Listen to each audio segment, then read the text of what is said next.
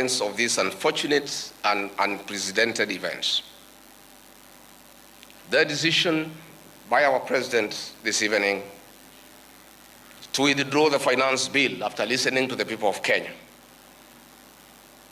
is the new beginning that should nurture the culture of consultation and engagement. The President, in his own admission, has listened to the people and admitted there was a problem that the people were opposed to the bill in its entirety. It is also the beginning of acknowledging that there is a disconnect between the people and their government. I really want to thank the President for listening to the people as he should be. The President, myself, and elected leaders are servants of the people. Going forward, this should be the norm, listening to the people. I'm on record for the last 3 months of asking leaders to listen to the ground. And I'm happy that my boss, my President, has listened to the people of Kenya. As a truthful and honest man, I must acknowledge that we must engage Generation Z and other young people and all Kenyans, including the church, business community, on critical issues facing them. It seems that either we have not listened enough or we have not communicated our intentions effectively, yet many have voiced their concerns. I would like to take this opportunity to ask our leaders to stop the culture of castigating the people with different views and opinions. It is time for leaders to tone down and stop the habit of talking down to the people. And this brings me to the critical issue why I've called this press conference. As Deputy President of the Republic of Kenya, I and President William Ruto were on the ballot and were given a mandate by the people of Kenya directly. I am an elected Deputy President, I'm not appointed. I therefore have a responsibility to the people of Kenya, and that responsibility is informed by my belief that honesty and truth are critical components of leadership. We have lost lives, property destroyed, anarchy, fear, uncertainty. How did we get here? How did we get here? We were just elected the other day as a very popular government. Where did the rain begin to beat us? Where did we stop listening to the people? President William Ruto and I were the darling of the Kenyan people by listening to them, by engaging them.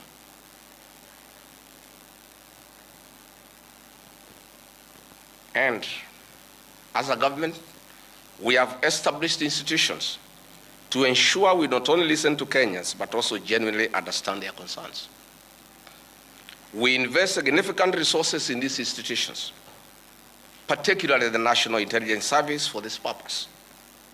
It is clear there has been a failure in the intelligence and advice we are receiving, particularly concerning crucial government policies. The President of the Republic of Kenya today has admitted that it has come to his attention that the people of Kenya did not want anything to do with the Finance Bill 2024.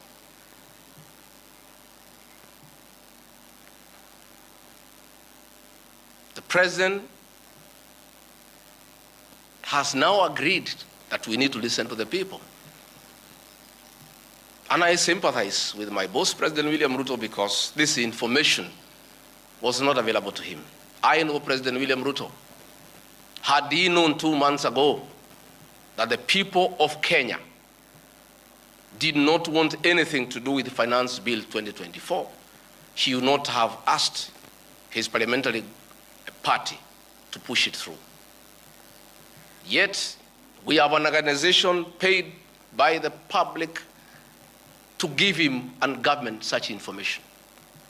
And that is where the problem is. We have a dysfunctional National Intelligence Service that has exposed the president, the government, and the people of Kenya. Had the National Intelligence Service briefed the president 2 months ago about how the people of Kenya feel about the Finance Bill 2024, so many Kenyans would not have died. Property would not have been destroyed. Offices would not have been touched. There would have been no mayhem. But they slept on the job.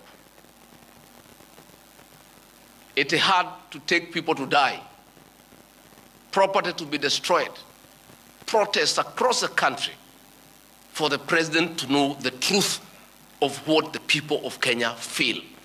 Yet, there is an organization paid for by the public to brief the president and the government about the feeling of the Kenyan people. Officers of the National Intelligence Service, officers of the National Police Service have told me in confidence they did not get advance intelligence briefs about the magnitude of the protest in Eldoret, in Kericho, in Nairobi, in Githurai, in Embu, in Nyeri.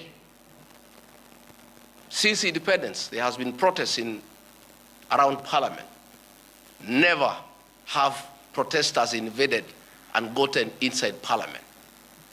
Senior officers have told me in confidence they did not have an advance intelligence brief about the intensity of the protest so that they prepare in advance. The National Intelligence Service slept on the job. And the problem is simple. The Director General of the National Intelligence Service, Nuruddin Haji, was a junior officer in the National Intelligence Service before he was appointed as DPP. When he was appointed to the office of the Director General, because of inferiority complex, he chased away all the people who were senior to him when he was in the service, therefore crippling the capacity of that service and making it dysfunctional.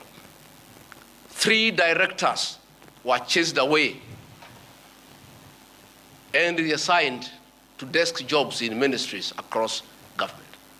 13 assistant directors, men and women with proven track record of intelligence collection and analysis, were removed from the National Intelligence Service, leaving a shell under a clueless Director General who has no capacity to run the organization. And that is why the security sector was caught off guard by the intensity, the anger of the Kenyan people, the agitation of the Kenyan people, the resilience of the Kenyan people. Had Nuruddin Haji done his job, we will not be where we are today. He has no capacity. He is out of the country most of the time on business trips. The country is on his own. My boss, President William Ruto, is exposed. That he has to back down and admit that he has hurt the people of Kenya. Yet this matter has been in public domain for the last 2 months. I want to say that Nuruddin Haji must take responsibility for the deaths that occurred. He must take responsibility for the mayhem. He must take responsibility for failing President William Ruto. He must take responsibility for failing the government of the Republic of Kenya. He must take responsibility for failing the Kenyan nation by not doing his job and advising correctly.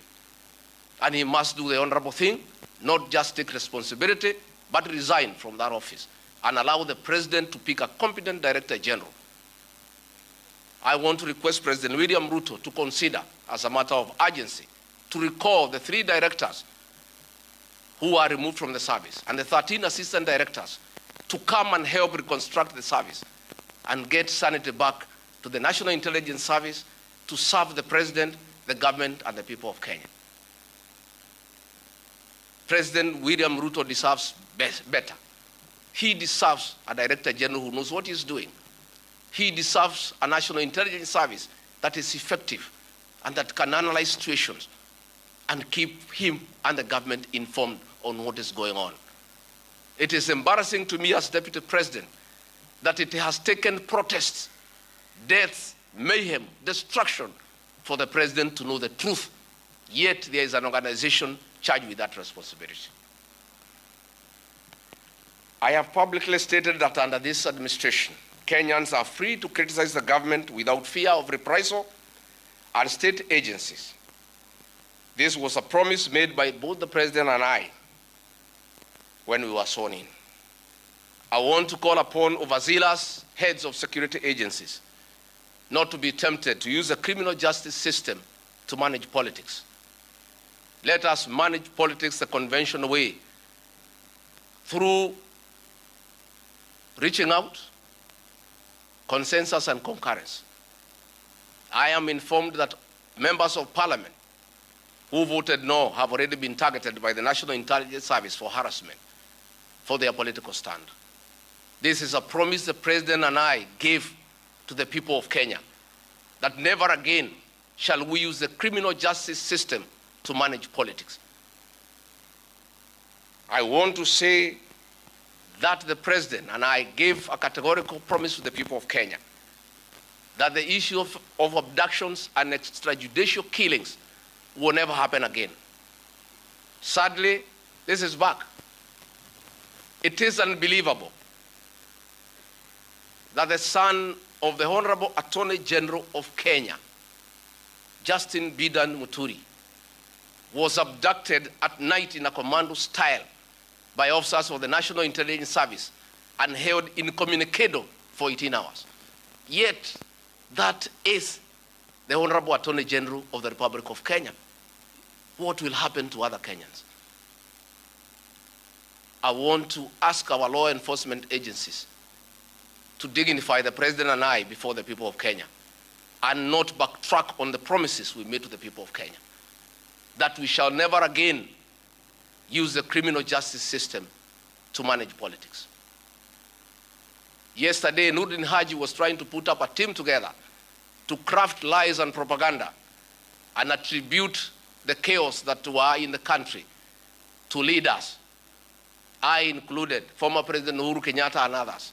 Yet it is very clear, and the President has admitted, that these protests were caused by the anger of the people of Kenya and the refusal of Finance Bill 2024.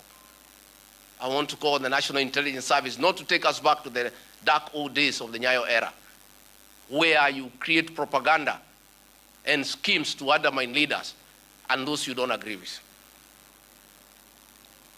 I want to say in conclusion, this is a time for reflection and action. And we need to take immediate steps, as the President has guided, and I'm very happy, to engage the Generation Z. And I want to call that generation to tell us whom to engage, because they are leaderless, they are tribeless, they have no organizational structure, but we would like to engage the right people. There could be a temptation among some young people around us in government to pick some friends of theirs and attempt to bring them for discussion.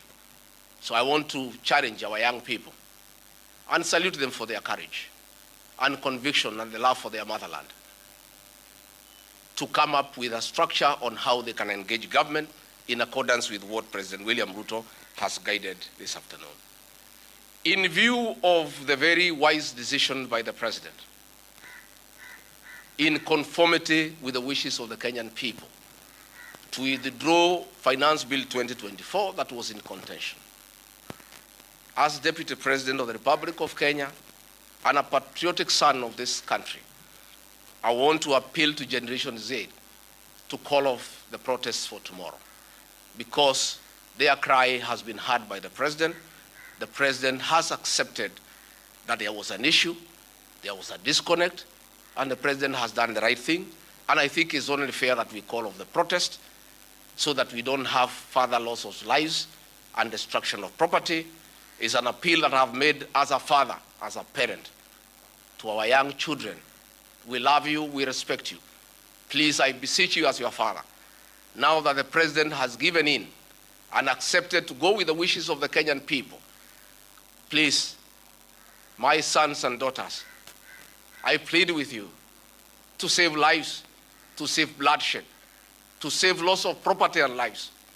My sons, my daughters, please make an announcement this evening and call off the protest. And then we can begin the process of truthful engagement with the Kenyan people. We can begin an honest conversation on how to work on our country. Finally, I want to ask the President and our government to consider a plan on how to help those families that lost their livelihoods as a result of lack of proper advice by the National Intelligence Service. All these things happen because of government failure. It should never happen. Let us see how to compensate those families, those who are dead. We help those who are in hospital with bills, and we help to bury them. Again, I want to ask Kenyans not to punish members of parliament for the stand that they took.